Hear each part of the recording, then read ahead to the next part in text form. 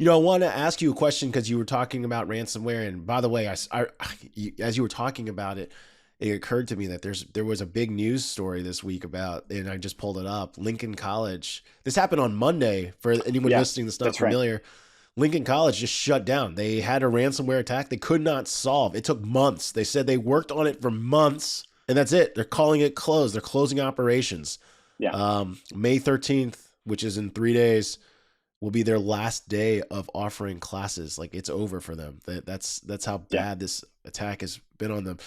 You mentioned this is one of the biggest concerns, and our flagship sponsor of IT Visionaries, of course, has put out, I talked about before, this security data trends report. And in it, they were talking about what are the biggest threats that they see to their business. mhm, Ransomware ranked number 2 among surveys of CIOs.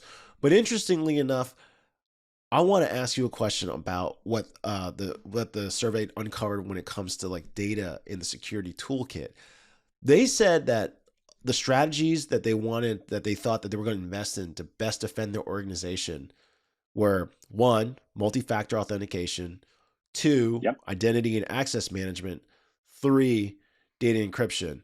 I can keep going on. Four was IT security and training, but they didn't really name a third party like you guys as one of their options, which I thought was interesting. Do you have an idea or a hypothesis of why they didn't think about, hey, why don't we have a Yeah, company like Expel just oversee all of that? Because these are yep. these are definitely point solution tools for sure, but I don't know if this does it actually solve the ransomware problem. Would you say like, does 2FA solve ransom? Not really. Like, you know what I mean? Identity and access management.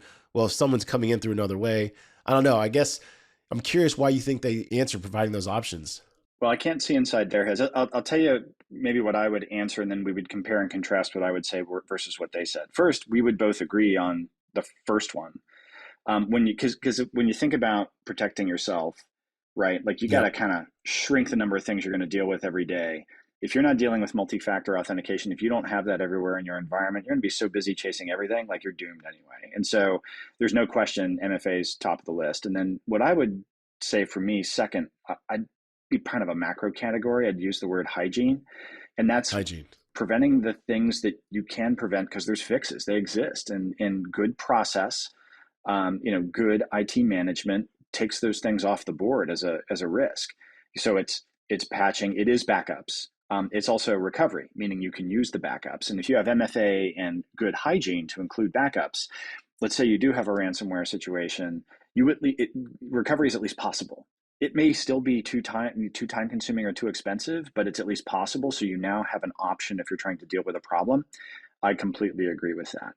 And Nice. kind of tied to MFA, when you get to identity and access management, you need to know who to give multi-factor authentication to. So kind of MFA and IAM, kind of there's a pairing there. So for that cluster of things, I would say, yeah, I'm gonna care about that.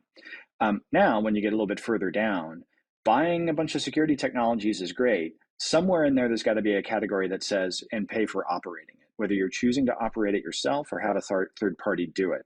I'd have to look at the answers to kind of say, that's probably lumped in here and here. Like when I see a phrase IT security, could be in there. If I see a phrase Yeah. security operations, it's in there. And they may or may not think about it distinctly as an outsourcing thing or not an outsourcing thing. They may be thinking in terms of capability.